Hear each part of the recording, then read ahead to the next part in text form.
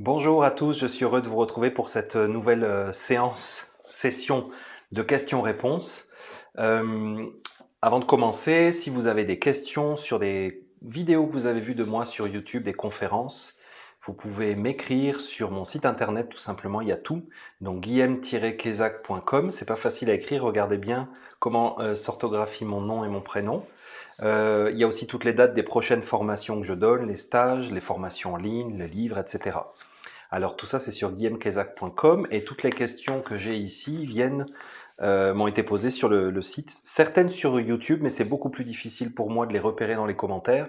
Je voulais aussi vous dire que je ne peux pas répondre à toutes les questions que je reçois vraiment. J'essaie de répondre au maximum. Je vous fais des réponses personnelles en direct quand c'est possible. Voilà, je fais vraiment de mon mieux. Merci à tous, je les reçois. Je réussis quasiment à tout lire. Mais c'est ça, je ne peux pas répondre à tout le monde. Merci de votre compréhension. Alors on y va. La première question c'est, alors Akemi ou Hachemi, je suis désolé si je dis mal ton nom. Je m'interroge au sujet des anges car j'ai lu quelque part que ces entités entre guillemets positives et lumineuses sont le pendant des entités négatives, qu'elles seraient également une variante des archontes et les unes comme les autres se nourrissent de l'énergie des humains et participent à maintenir la dualité de ce monde. Merci pour vos précieux éclairages. Ah, Naïma. Bon. Alors, Naïma, les Esséniens étudient énormément l'anatomie de l'univers, la constitution des mondes subtils, parce que, tu vois, c'est important de savoir où tu es dans ta vie. C'est important de savoir où tu en es de ta vie, de ton chemin. C'est important de savoir où tu es par rapport aux autres, où tu en es par rapport à des situations dans lesquelles tu es. Donc, se positionner, se situer, c'est vraiment hyper important. Et donc, étudier les mondes subtils et leur façon de fonctionner, la circulation des énergies, toutes les formes de vie qui existent, y compris les anges, les entités, les archanges, tout ça. C'est super important et ça fait intégralement partie de la tradition essénienne. L'angéologie est directement issue de ce savoir théurgique d'ailleurs. Euh, oui, il y a des formes de vie subtiles qui existent bien sûr à plusieurs niveaux. Moi, ce que je trouve intéressant, c'est d'essayer de faire des liens avec notre propre perception de la réalité et d'étudier la vie, d'étudier notre vie, d'étudier ce qui se passe dans le monde, mais en sachant que c'est un monde largement artificiel. Donc on étudie des processus de décomposition qui ne sont pas nécessairement les mêmes que des processus de construction harmonieuse. Tu vois, si tu étudies la décomposition d'un corps, c'est pas du tout la même chose que si tu étudies sa croissance, sa constitution, sa vie, son animation.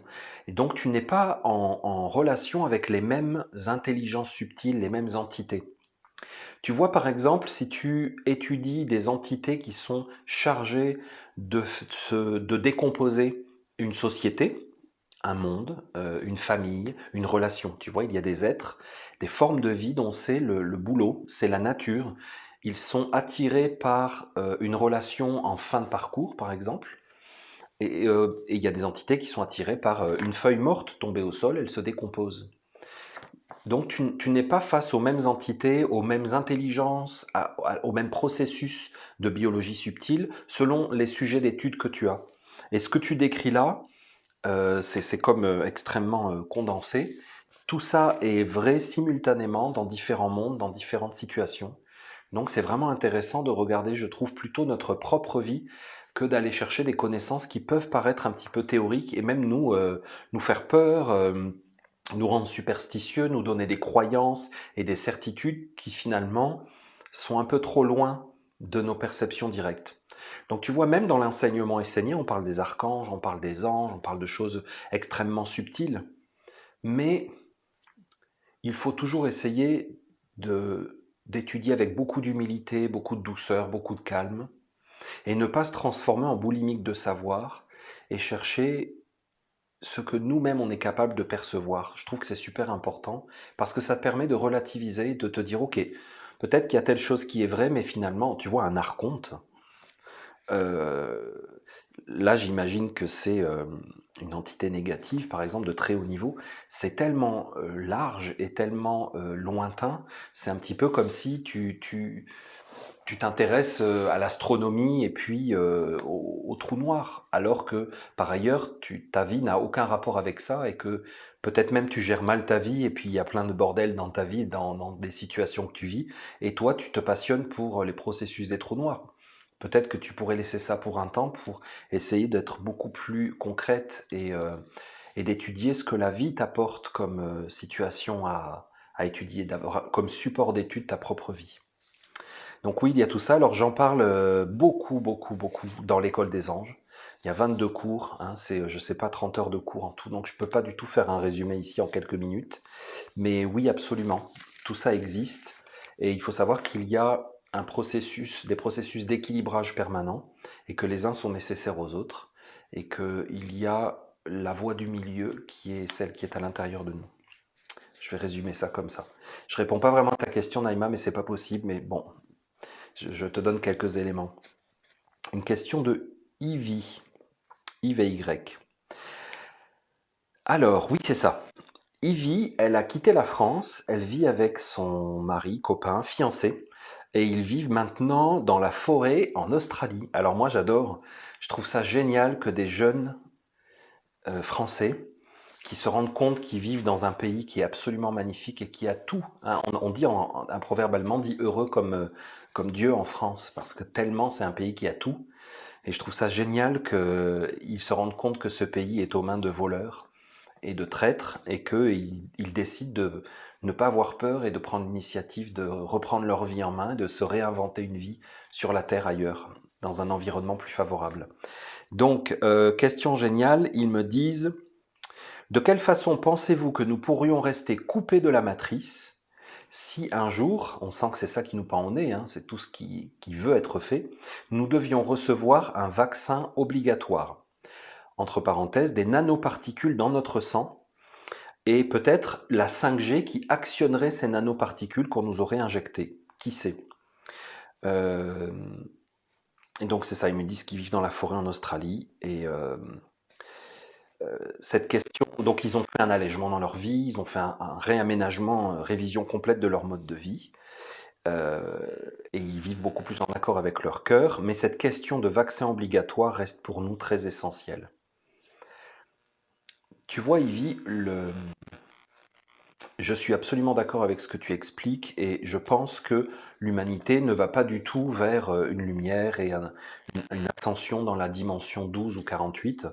Je ne crois pas du tout à ces enseignements qui sont donnés par des entités spirituelles non incarnées et toujours très doucereuses avec des petits violons rassurants. Je ne crois pas. Et je pense qu'on va vers de plus en plus de confinement, de coupures de séparation et de durcissement. Par contre, ça aura lieu majoritairement dans les zones urbaines. C'est pour ça qu'il y a un mouvement dans les zones urbaines, pour concentrer l'humanité là-dedans. Donc je pense que d'un côté, il faut prendre notre vie en main et nous organiser concrètement.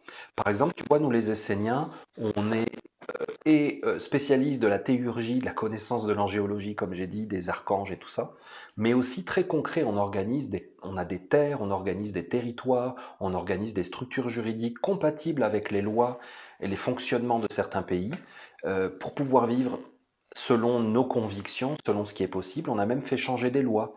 Tu vois, on a réussi à obtenir de certains gouvernements des accommodements par rapport à nos exigences, nos besoins en tant qu'âme. Et donc c'est possible de faire ça et on veut le faire. Donc je pense qu'il faut prendre des actions concrètes et faire ça le plus possible, mais d'un autre côté aussi, il faut vraiment étudier et ne pas se limiter à ce dont tu me parles.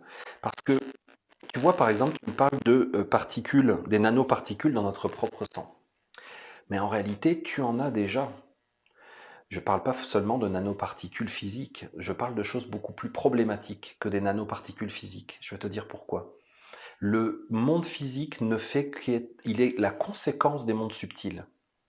Et si, quand nous étions à l'école, nous nous sommes fait injecter des croyances, des pensées, des comportements, euh, tu vois, par exemple, j'ai déjà dit dans une vidéo qu'en tant qu'Essénien, j'ai été arrêté, torturé par le gouvernement français avec toute ma communauté. On a été mis au banc de la société, on a été considérés comme des non-citoyens, on n'a pas eu les mêmes droits que les autres. on a été la risée des médias, et à partir de ce moment-là, tu rentres comme dans une autre catégorie. Tu n'es plus un humain, tu es la catégorie dont on peut tout dire, et sur laquelle on peut tout faire, parce que de toute façon, ils ne sont pas dignes de considération ou de respect.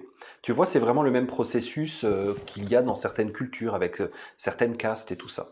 On a outcast, on dit en anglais. On est comme sorti de la structure de la société. J'ai vraiment vécu ça de l'intérieur moi-même, et j'étais de l'autre côté du miroir. Et tu sais, ce dont je me suis rendu compte, c'est que quand tu te tiens dans un tribunal face au juge, tu as toute la mémoire de l'école qui revient.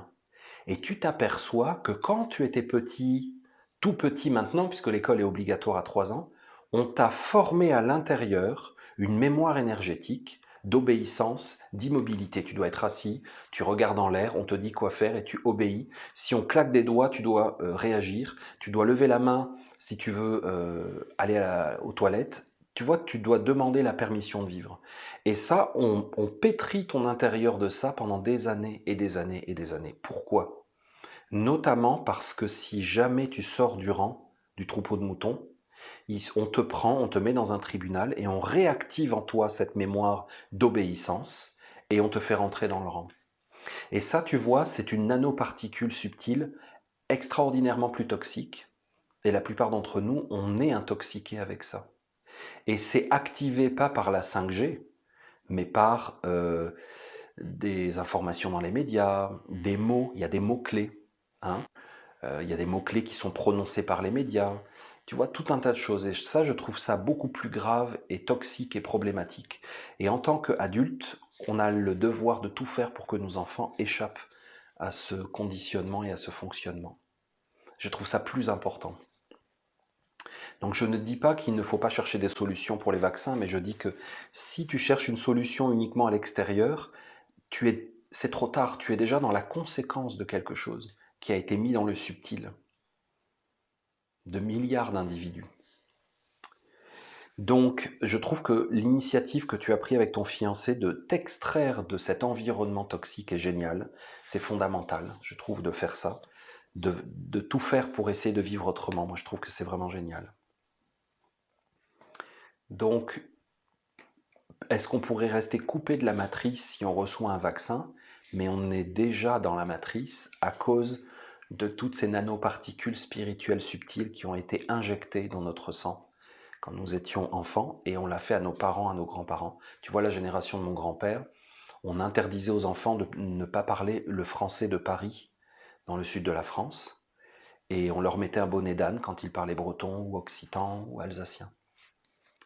Et c'était un génocide culturel, c'est la destruction d'une mémoire, d'une identité. Et c'est extrêmement grave. Et le danger était là. Et si tu veux, après, quand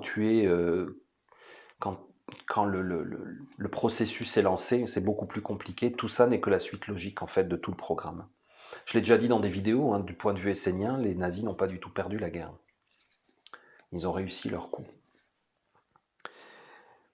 Question de Philippe. Aura-t-on le droit de refuser une solution si elle ne nous correspond pas? Certes, on peut garder un certain espace intérieur, mais reste la question de pouvoir garder son intégrité face à certains choix. Tu vois le choix. Est-ce que si on nous dit de faire ça, d'obéir, de désobéir et tout ça? Il pose un peu la même question. Hein. Tu vois par exemple, Philippe, un truc super intéressant dont on ne parle jamais. Il y a un calcul qui existe, je pense que c'est en économie. On appelle ça les esclaves énergétiques. C'est-à-dire que on produit de l'énergie pour faire une chose. Donc c'est calculé, il y a des calculs au niveau physique seulement. Hein. Calcul super simple, la quantité d'énergie que tu mets pour pousser 1 kilo de matériaux, je ne sais pas comment ils font leurs calculs. Et donc, on a été capable de calculer la quantité d'énergie qu'un homme peut produire. Maintenant, on peut tout à fait faire une comparaison du coup avec la quantité d'énergie nécessaire pour déplacer une voiture et lui faire 1 kilomètre. La quantité nécessaire d'énergie pour qu'une ampoule s'allume. La quantité nécessaire d'énergie pour fabriquer un iPhone. La quantité nécessaire d'énergie pour fabriquer une feuille de papier, pour fabriquer une chemise, une paire de lunettes, un savon. Cette quantité d'énergie-là, elle est absolument phénoménale. Et on estime, et c'est une moyenne mondiale, hein, donc, que par exemple, en moyenne, aujourd'hui, un humain utilise des esclaves d'énergie, c'est-à-dire une forme d'énergie qui n'est pas fournie par un individu, mais c'est fournie par le pétrole, par le nucléaire, par le charbon, ok? Cette production d'énergie. Alors tu comprends bien qu'un paysan en Inde utilise beaucoup moins d'énergie que toi qui me regardes. Tu comprends? Il utilise moins d'énergie. Ça veut dire que toi, tu utilises beaucoup plus que 300 équivalents humains d'énergie. Ça veut dire que tu as à ton service 300 ou 600 ou 3000 entités spirituelles équivalentes. Parce que tu vois, du regard essénien, il faudrait que je vous fasse une conférence là-dessus, c'est un sujet assez vaste. Pour un essénien, tout est vivant, une énergie n'existe jamais toute seule. Un kilowatt d'énergie produit par le pétrole ou par le nucléaire ne vient pas de nulle part en réalité, ne vient pas du pétrole. Il y a une énergie condensée, avec une origine et des conséquences. Donc si il y a l'équivalent de 300 humains, esclaves d'énergie, comme on dit, qui travaillent en permanence pour toi, pour te permettre d'allumer ta lumière, de t'habiller, de fabriquer tes vêtements à ta place, de fournir ta nourriture, de te permettre de te déplacer, d'accéder à de l'information, de fabriquer ton verre, ta brosse à dents. Tu comprends? Tu as en permanence autour de toi une quantité phénoménale d'énergie qui ne vient pas de nulle part. Or, si vous avez regardé ma conférence sur l'argent et la spiritualité, vous savez qu'il n'y a rien de gratuit. La gratuité est une invention humaine. Dans la nature, tout est échange et circulation, toujours. Intérêt mutuel, partage, tout le temps. Donc si tu as 300 ou 3000 esclaves d'énergie aujourd'hui, il y a un échange. Comment est-ce que tu payes ça? Est-ce que c'est toi qui l'as demandé ou est-ce qu'on t'a rien demandé, on te les a directement fournis depuis que tu es né? Et si tu ne les payes pas, ça veut dire que tu vas devoir les payer ou que d'autres vont devoir les payer pour toi. Il y a une dette qui se... Donc après, tu vois, la question est de garder son intégrité face à certains choix. Mais notre intégrité est déjà corrompue. On nous fait vivre un monde, on nous fait vivre une vie qui ne fait que nous endetter à chaque instant plus. Et ce que vous voyez comme dette mondiale, dette bancaire, dette des gouvernements n'est que de la rigolade. De la rigolade par rapport au reste. L'humanité est en train de s'endetter comme jamais. Donc, quand on lit dans des livres de spiritualité doucereuse, on a toujours le choix, la liberté, ben oui, oui, c'est des beaux principes. Hein. C'est des beaux principes. Question de Manon. Alors, bonsoir Guillaume, peut-être la réponse se trouve-t-elle dans la Bible essénienne? Oui, la Bible essénienne, oui, ben c'est là d'où je tire tous les enseignements dont je vous parle. Hein. C'est pas compliqué. Hein. Donc oui, la réponse se trouve dans la Bible essénienne. Mais moi, mon boulot, c'est de l'étudier et de partager le fruit de mon travail avec vous. Donc, la question c'est quoi? Ah oui, une vision plus éclairée sur la douleur de l'accouchement. Donc Manon vient de mettre au monde mon fils, de façon naturelle, et je m'interroge sur cette douleur. La Bible, alors la Bible des chrétiens, en parle comme d'un châtiment, mais il doit y avoir un sens caché et plus profond. Est-ce que les Esséniens comprennent mieux ce qui est éprouvé par les femmes lors de la naissance? Y a-t-il un sens? Merci. Alors Manon, déjà, je vais te dire, je n'ai jamais accouché moi-même. J'ai assisté à la naissance de mes enfants, mais je n'ai jamais accouché moi-même. Et je n'ai surtout pas la prétention de donner des leçons spirituelles à une femme. Alors que ce soit clair, hein. Vraiment. Par contre, ce que nous disons dans l'enseignement essénien qui est très clair, qui est pour tout le monde, tu vois, c'est l'archange Gabriel, c'est-à-dire l'ensemble des lois du monde de l'eau, nous a dit que finalement, ce qui est écrit dans l'Ancien Testament, tu accoucheras dans la douleur. Ce n'est absolument pas une condamnation que Dieu dit aux femmes, tu accoucheras dans la douleur parce que Ève a mangé une pomme. Pas du tout. C'est que à partir du moment où l'homme s'est décentré de sa nature première et a voulu faire des expériences en dehors de sa destinée vraie, de l'harmonie universelle, il a voulu faire des choses qui ne sont pas naturelles, pas prévues. Eh bien, il crée des influences qui ont des conséquences, il engendre un nouveau karma, des nouvelles causes à effet. Ok. Et ces causes engendrent des souffrances et des problèmes. Pas parce qu'il est méchant, pas pour le punir, pas parce qu'il a mal fait, mais c'est parce que c'est comme ça. Tu comprends? Si tu dis à un enfant, tu vois un enfant qui joue avec le feu, tu vas lui dire, tu vas te brûler. Attention, fais attention, ne te brûle pas. Mais tu sais très bien que s'il met sa main dans le feu, il va se brûler. C'est pas une condamnation que tu lui donnes, c'est un fait. Tu vois, s'il se penche trop en avant, il va tomber. S'il lance une pierre dans le ciel, hein, comme je dis souvent, mais c'est fou, hein, mais ça revient souvent à ça, mais il va se la prendre sur la tête. Donc c'est une parole générale pour toute l'humanité. L'homme va mettre au monde des choses, mais ça va être souffrant parce qu'il n'agit plus à partir de son origine divine et dans l'harmonie universelle. Alors l'exemple se porte sur l'accouchement parce qu'on accouche régulièrement, on est enceint de certaines choses et on les met au monde dans notre vie, tu vois, on a des projets qui aboutissent et tout ça, on a une vie. La mort d'ailleurs est une naissance, c'est un accouchement. Ça a été dit que c'est dans la douleur à cause de certaines circonstances. Et un des principes que nous donnent, nous, aujourd'hui les Esséniens, des lois de l'eau, c'est justement de ne pas accoucher dans la douleur. On nous demande de ne pas créer dans la douleur, la souffrance, la dissension, l'incohérence, les disputes, mais au contraire de créer dans l'harmonie, dans la douceur. Alors, je sais que toi, ta question, elle était très concrète, Manon, parce que tu viens d'accoucher, mais je ne peux pas parler de ça, je ne sais pas. Euh, mais peut-être que euh, le fait que l'humanité entière a plongé dans l'incarnation et la matière et s'est mis à fabriquer un monde artificiel fait que il y a beaucoup plus de douleurs d'accouchement, je ne sais pas. Je trouve que ça pourrait être un raccourci un peu facile et dangereux, surtout de la part d'un homme. Donc ma réponse va s'arrêter à mon expérience. Jérémy, je suis tes conférences depuis plus d'1 an. Ah, ça me plaît ça. Et je me permets de te tutoyer vu que nous sommes tous liés à la même source. Alors, je suis d'accord avec toi, Jérémy. Il y a des gens qui m'insultent qui m'écrivent des mails d'insultes parce que je dis tu et qui trouvent ça absolument insupportable et que les êtres spirituellement évolués se vouvoient. Donc, Jésus tutoyait ses disciples et ses disciples tutoyaient. Alors je me dis, bon, ça ne doit pas être si mal. Mais j'utilise le tu facilement. Donc, oui, je suis d'accord avec toi, tu peux me tutoyer. J'aimerais avoir ton opinion sur les super-héros. Je pense qu'il y a une part de vérité, les pouvoirs sauver le monde, comme tous les films de Hollywood. Une question sur les super-héros. Ce qui arrive dans les films, donc Hollywood c'est l'usine à rêve du monde, hein. Donc vous imaginez le pouvoir qu'a la production cinématographique américaine, qui est colossal, hein. C'est un impérialisme culturel bien sûr. Vous imaginez bien qu'il y a des influences et des intérêts là-dedans.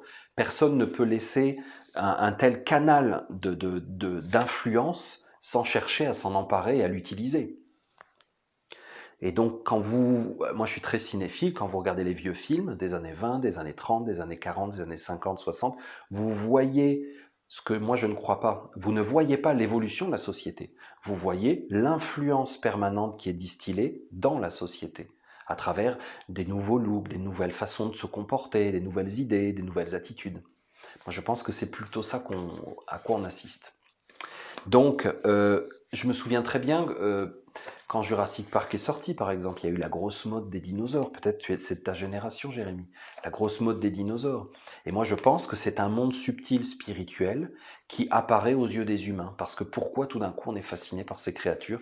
Pourquoi maintenant il y a de plus en plus de choses sombres, sanguinaires, violentes qui sont montrées avec on est complètement blasé, on est désensibilisé à la violence et à la torture, aux situations complètement absurdes, malsaines, perverses dans énormément de productions. Je pense que c'est une désensibilisation de l'être qui évolue, un éloignement du fait naturel. Tu vois, c'est pas naturel de regarder les dents de la mer, quelqu'un se faire bouffer par un requin. C'est pas naturel de faire ça, de voir ça, parce que ça ne nous arrive pas en vrai. Donc la vie n'a jamais voulu que nous voyions ça ou que nous le vivions. Et on nous le fait vivre par des images. Pourquoi on nous fait vivre ces choses-là? Donc les super-héros, absolument. Moi je pense que c'est l'écho d'une aspiration de l'humanité à avoir du pouvoir sur sa vie. Et moins l'humanité en a, plus elle veut rêver et fantasmer sur des êtres qui ont du pouvoir. Je pense que c'est ça le processus. Et bien sûr qu'il y a des êtres qui ont des capacités particulières et des pouvoirs, mais c'est beaucoup plus subtil que ça. Et en le montrant et en le fixant sur des choses extrêmement matérielles, violentes et un peu bêtes, hein, je trouve que souvent les super-héros ont un quotient intellectuel assez faible, avec bien sûr l'armée qui est toujours géniale et tout ça, on prend quelque chose qui est comme un pressentiment chez les enfants, on le fixe à l'extérieur, et ainsi on leur a enlevé. On leur a enlevé la capacité à rêver, à imaginer et à appeler à l'intérieur d'eux des énergies différentes. Parce qu'à chaque fois qu'ils vont avoir ce ressenti, cette idée, cette imagination, ça va à chaque fois être pris par un super-héros existant, par un film qu'ils ont vu, par un manga. Ils vont dire « Ah oui, c'est comme dans le manga » et du coup, ils ne pourront plus le vivre en vrai. Vous aviez le film L'Histoire sans fin. On m'a déjà demandé de faire des commentaires de films. Il y a plein, Stranger Things, il y a plein de choses qu'on pourrait dire. Stranger Things qui est, si vous regardez cette série que je vous conseille, tout ce que vous voyez dedans existe. C'est absolument vrai. Et ça existe plus qu'on pense. La guerre des mondes était prémonitoire. Et ce que vous voyez, ces extraterrestres qui arrivent, qui envahissent toute la planète, ça se passe, mais ça se passe déjà depuis beaucoup plus longtemps, et ça se passe de façon subtile, mais très réelle et très concrète. C'est dans un monde subtil. Donc oui, bah écoute, j'espère que j'ai répondu à ta question. Je ne suis pas un spécialiste des super-héros non plus, hein, mais... Sylvie, que penses-tu des notions étudiées et présentées par les astrologues concernant le grand shift que subit notre société, la fin de l'ère du Poisson et donc notre passage déjà démarré dans l'ère du Verseau? Bien sûr qu'on change d'ère, ERE, hein, on change de ciel, on change d'éon, on change d'époque, mais c'est toujours pareil.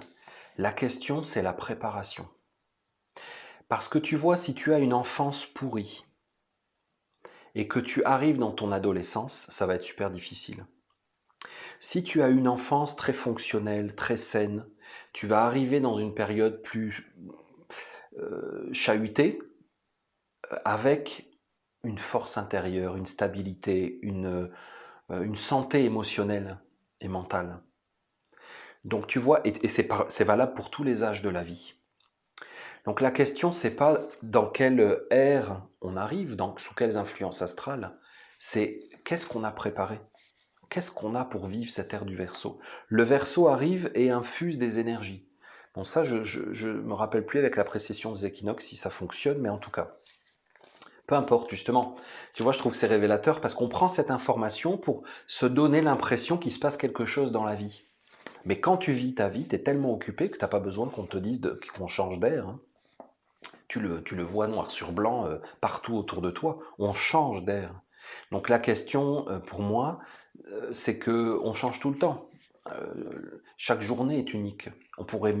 Ça serait plus rentable pour notre évolution personnelle de se dire que chaque journée est unique et que c'est une nouvelle opportunité.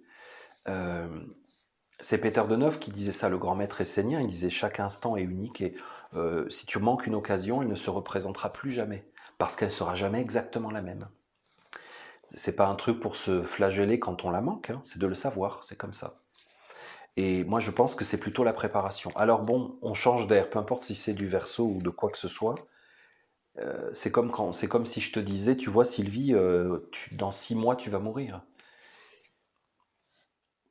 Moi, si j'étais toi, je me dirais, ok, dans 6 mois, je meurs, il faut que je me prépare, parce que je veux arriver, passer de l'autre côté, dans la pleine lumière, avec sérénité, avec joie, avec force, tu vois, prête à continuer mon chemin et mon évolution. Je me préparerai. Au lieu de juste disputer, est-ce que tu vas mourir, pas, qu'est-ce qu'il y a dans l'au-delà. Donc oui, bien sûr qu'on a démarré l'ère du Verseau, mais quand on parle de ça, bien sûr, il y en a plein qui veulent mettre leurs propres objectifs et ambitions à l'intérieur. Ça va être comme ça, on ascensionne dans telle dimension, ça va être l'amour universel. Tu vois, mais c'est que des croyances, donc ça n'a pas plus d'intérêt que ça de se projeter trop loin, je pense. Puis tu sais, les influences astrales, l'astrologie, c'est une science qui nous vient de Chaldée, qui nous vient d'une autre époque, d'un autre âge de l'humanité. Les humains étaient complètement différents. La plupart étaient très très sensitifs, clairvoyants, comme le décrit super bien Rudolf Steiner. Tu vois, c'est toujours le truc, est-ce que tu vas avoir les organes... Tu vois, les chiens, ils entendent des ultrasons. Est-ce que toi, tu as les organes, l'organe nécessaire pour capter quelque chose? Donc, s'il y a des influences cosmiques différentes, est-ce que toi, tu as ce qu'il faut pour les capter, que le vent souffle dans tes voiles? Est-ce que tu as les voiles correspondantes à ce nouveau vent, à ce nouvel air, ou pas? À l'évidence, il y en a beaucoup qui ne l'ont pas. Question de Denis. En fréquentant la mouvance essénienne, on move, je pourrais être taxé de conspirationniste par certains. On s'en fout. Alors je vais te dire, première règle de vie, être toi à tout prix et ne surtout pas te soucier de ce que les autres disent de toi. Comment distinguer les vrais complots des fantasmes? Eh bien justement, c'est une super question, Denis. Vraiment, c'est une super question. Tu vois, si tu vas chez les Esséniens, dans l'enseignement essénien, on va te dire il y a des égrégores qui peuvent manipuler les humains, donc il faut te former à l'intérieur, t'éveiller, travailler sur toi, récupérer ta dignité d'être humain. Bon. Si tu restes dans un aspect extérieur de l'étude, tu ne vas que répéter ce que tu as appris. Et quand tu le répètes à des gens qui de toute façon s'en fichent ou ne veulent que se confronter avec toi pour te dire que tu as tort, si tu es dans la répétition, ça n'a aucun intérêt. Ta discussion va ressembler à un débat politique à la télé. C'est d'une nullité à faire pleurer. Ça n'a aucun intérêt. Si tu veux entrer dans l'enseignement essénien en vrai, tu dois le manger. Tu dois le goûter, tu dois l'évaluer par toi-même, tu dois l'ingérer, tu dois le digérer. C'est tout un processus réel, profond, vivant. Tu dois toi-même, ça doit devenir une partie de toi, parce que tu reconnais que c'est valable. À ce moment-là, quelqu'un va venir et va te dire, oui, telle pomme a tel goût, ou elle est différente de tel fruit. Si tu as mangé cette nourriture, tu vas parler de ce que tu connais toi. Personne ne va pouvoir... Ou alors l'autre va dire, cette pomme est meilleure, et tu vas lui dire, bah, écoute, tu as le droit de le trouver, mais moi je ne trouve pas. Je l'ai goûté aussi, et je trouve qu'elle est moins bonne, elle est meilleure, etc. Tu comprends? Tu vas parler de ton propre centre. Donc on n'est pas du tout dans des théories. Pour moi, les théories du complot n'ont aucun intérêt. C'est de la théorie. Moi, ce qui m'intéresse, c'est la pratique. Moi, je suis passé dans le monde occidental français. J'ai été élevé relativement comme tout le monde. Je sais ce que ça fait et ce que ça m'a fait et je sais où ça m'a mené, qu'est-ce que ça donne. Tu comprends? Personne n'a à venir m'expliquer, me donner des leçons sur ce que c'est la vraie vie et tu comprends? J'ai pas besoin qu'on m'explique les théories du complot. J'ai vécu dans un monde faux qui exploite l'humanité et qui détruit l'humanité. Donc on peut me dire, moi je ne trouve pas, je suis d'accord, j'adore la culture française actuelle, européenne, je trouve que c'est génial, je crois en Steve Jobs, je crois en Facebook, je crois en Google, je crois dans le progrès technologique. Il peut me dire que lui, il y croit et qu'il souhaite que ce soit l'avenir de l'humanité, il a le droit, je n'ai pas de problème avec ça. Mais qu'il ne vienne pas me dire que ce que j'ai vécu c'est faux. Deuxième question de Denis. Les mythes nous parlent d'un temps immémorial d'une manière imagée. Il serait folie de croire qu'il ne s'agit que d'histoires inventées, ce serait un anachronisme, mais l'interprétation est difficile sans preuve. Alors là, pareil Denis, tu n'as les preuves. Alors tu vois, tu vas lire les cataclysmes, la fin. On me pose des questions sur la fin des temps et tout ça. Tu vas lire la révélation de Saint Jean, l'Apocalypse, des récits du déluge et tout ça. Moi, je lis le déluge.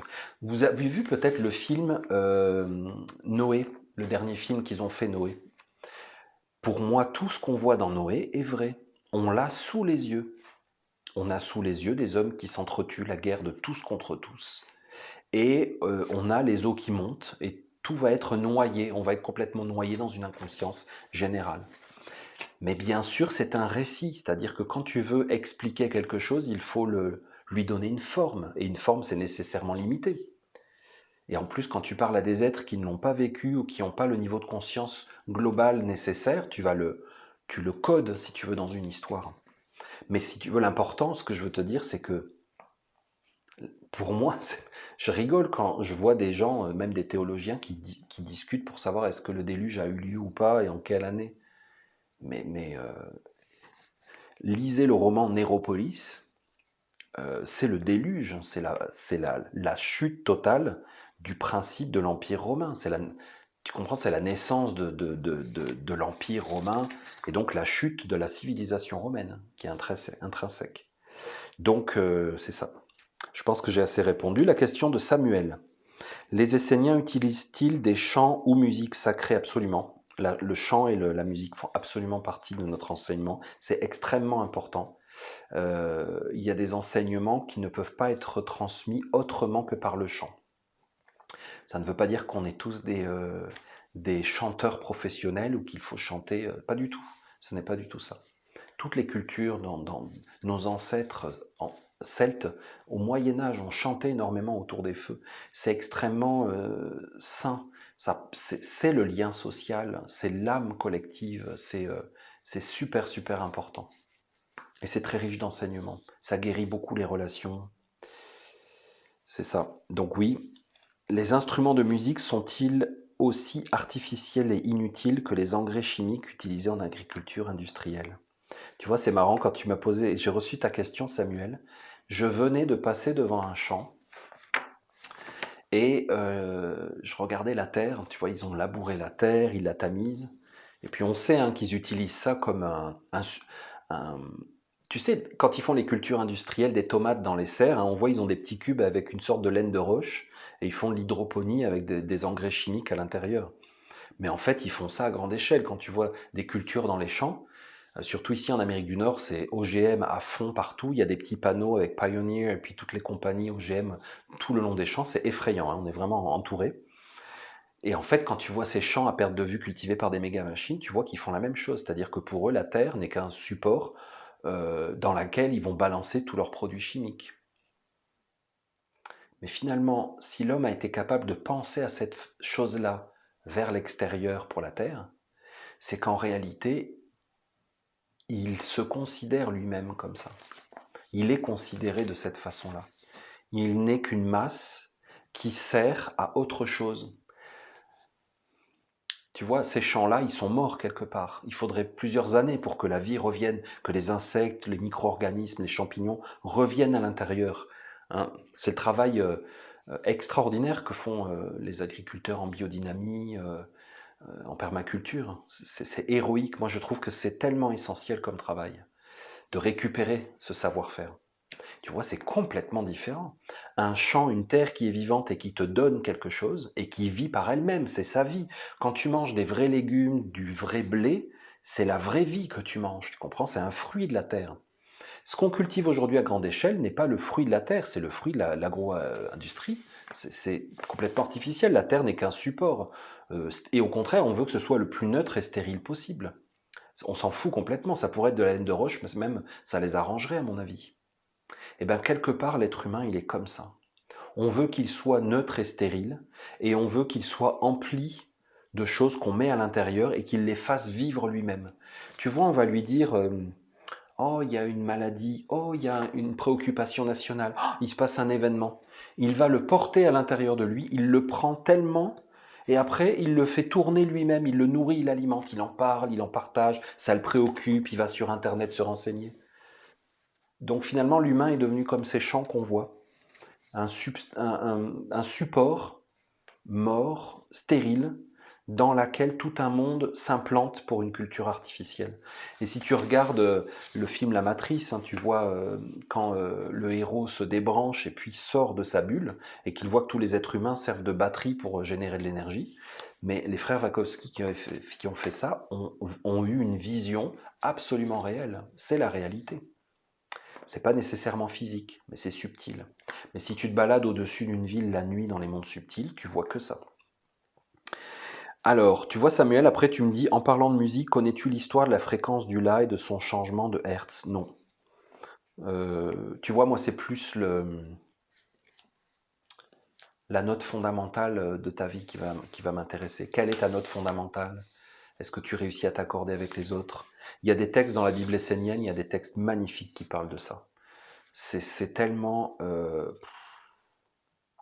c'est d'une beauté infinie. Infinie. Question de Carole, je finirai là-dessus. Alors Carole habite à La Réunion. Salut La Réunion. Elle a une question sur les entités spirituelles, parce qu'à La Réunion, il y a beaucoup de temples Malbar. Donc c'est des hindous, hein. À La Réunion, il y a toute une communauté qui est originaire de l'Inde. Et ils ont conservé leur identité culturelle et leur religion. Ça veut dire quoi? Ça veut dire que leurs égrégores sont tellement forts, puissants, anciens, implantés depuis longtemps et alimentés en Inde, qu'ils ont changé de territoire, mais ils ont été capables de conserver leurs égrégores, et leurs égrégores sont extrêmement actifs. Ça, vous avez là un peuple, quand un peuple a une forte identité spirituelle, c'est qu'il est très lié à son égrégore. Donc, il y a beaucoup de temples Malbar dans le jardin des habitants. Donc, il y a des gens qui habitent et dans leur temple, dans leur jardin, il y a un petit temple hindou. Ces personnes font de nombreuses cérémonies pour les esprits de leur famille, de la marche sur le feu. Les réunionnais, en général, évitent d'habiter à proximité de ces temples par peur des esprits. Eh bien oui, vous n'êtes pas bête à La Réunion. Vous avez gardé encore un peu de sensibilité. Bien sûr, vous avez bien raison. C'est vrai. Ces endroits-là sont extrêmement vivants parce que la mémoire des ancêtres continue de se nourrir et de s'alimenter à travers ces rites. Ces rites sont faits pour maintenir une forme d'existence dans l'au-delà. Vous le retrouvez en Égypte quand on vous dit que dans la religion égyptienne, on allait faire des offrandes d'aliments. Dans la religion hébraïque, on faisait des holocaustes au temple. Ça veut dire qu'on fait des émanations de sang et tout ça. Bien sûr, c'est les mêmes processus. Il y a 5 ans, ne croyant pas à ces superstitions, ah là là, Carole, mais avec un petit doute quand même, j'avoue. J'ai été la voisine d'un temple. Et tu te disais, ben non, il n'y a rien, c'est ridicule. Et j'entendais des bruits de pas la nuit sur le plafond et aussi une forte présence invisible mais bien réelle. Si les entités spirituelles ne sont que des mémoires, comment expliquer qu'elles puissent avoir autant de force? Mais ma chère Carole, la mémoire, mais c'est tout. Tu te lèves le matin, tu te souviens comment tu t'appelles, non? Peut-être même que tu te souviens de ton numéro de sécu. Tu sais où tu habites, tu te souviens de comment s'appelle ton mari, comment s'appelle ta mère, son numéro de téléphone. C'est ta propre identité. Donc tu me dis, si ce ne sont que des mémoires, comment ça se fait que ça a autant de force? Mais parce que la mémoire, c'est tout. Tous les gouvernements du monde cherchent à rentrer dans ta mémoire. Tu vois ce qu'ils ont fait avec le 11 septembre, c'est ce que j'ai voulu un peu expliquer dans la conférence de la matrice, même s'il y en a qui l'ont mal pris, c'est que l'événement du 11 septembre n'est qu'un exemple très flagrant de comment on crée des événements qui vont s'inscrire, nous on appelle ça comment en langage courant, dans l'histoire. Ça s'inscrit dans l'histoire, ça a marqué l'histoire, ça a marqué son temps. Ça veut dire quoi? Ça s'inscrit dans l'énergie mémoire, et à partir de là, ça continue à vivre et à générer une influence. C'est le but de tous les gouvernants, de tous les hommes politiques, de tous les chefs d'entreprise, de marquer leur temps. Ils rêvent d'avoir une rue à leur nom et que leur mémoire soit alimentée. Donc comment ça se fait que ça a autant de force? Mais parce que la mémoire est toute puissante, surtout quand elle est entretenue par un savoir religieux. Les entités spirituelles peuvent-elles être des âmes qui n'arrivent pas à rejoindre l'au-delà? Je ne peux pas expliquer, il y a tout un cours dans l'école des anges qui parle des âmes et des énergies animatrices mémorielles, parce que c'est hyper important de comprendre. Je ne peux pas te le résumer là, mais disons que les religions, normalement, permettent aux hommes de se relier au divin. la chute de la religion, c'est à partir du moment où elle ne permet plus ça, mais où elle entretient des mémoires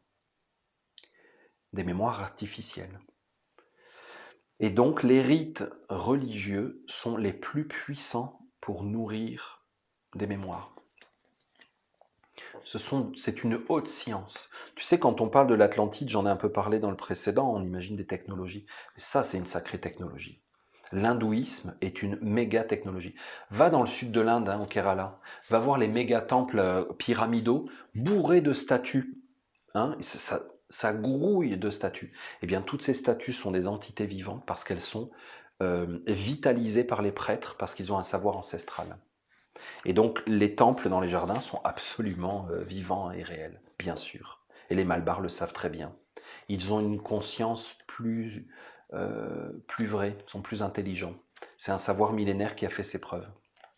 Nous, à côté, on est pauvres et on vit dans un monde nouveau. Tu sais, c'est ce qu'on m'avait dit en Afrique, ça m'avait fait un choc. Ma mère initiatrice africaine m'avait dit, tu sais, tu viens d'un monde jeune, moi je suis d'un monde ancien. Ça m'avait fait vraiment un choc. Parce que j'avais jamais réalisé à quel point ma culture moderne, c'est un micro-bourgeon, si tu veux. L'Occident n'a jamais fait ses preuves, notre science n'a pas fait ses preuves. Elle fait ses preuves à court terme, mais regarde tous les dégâts et les problèmes qu'elle engendre. Donc on n'a pas du tout la certitude que ça fonctionne, notre truc. Avec notre pétrole, notre énergie, tout ça, nos ondes, on n'a pas du tout On vit à très court terme. Les Malbars sont issus d'une culture extraordinairement ancienne, donc extraordinairement puissante et savante. Et souvent, ce sont les mêmes âmes qui se réincarnent par affinité dans ces âmes groupes, dans ces éthers. Donc je ne sais pas si tu y habites encore, mais bonne chance. J'espère que je vous ai répondu à quelques questions qui vous intéressaient aussi. Il y avait peut-être des éléments que vous avez appréciés. J'ai beaucoup de questions en attente, je fais de mon mieux et puis n'hésitez pas à m'en envoyer parce que je fais quand même une sélection sur ce qui est un peu trop personnel ou auquel j'ai déjà répondu. Et j'essaie de vous réserver les éléments les plus intéressants. Merci beaucoup de m'avoir suivi. C'est vraiment une chance que vous me donnez de partager l'enseignement essénien avec vous, vraiment. J'ai beaucoup de gratitude pour ça. Et puis, allez sur mon site internet pour me poser des questions. Il y a des petits blocs un peu partout. Vous pouvez me contacter. Donc, envoyez les questions ici, guillaumkezak.com. Et puis, à bientôt pour d'autres aventures. Prenez soin de vous et de votre chemin d'âme. C'est bien plus important que n'importe quoi.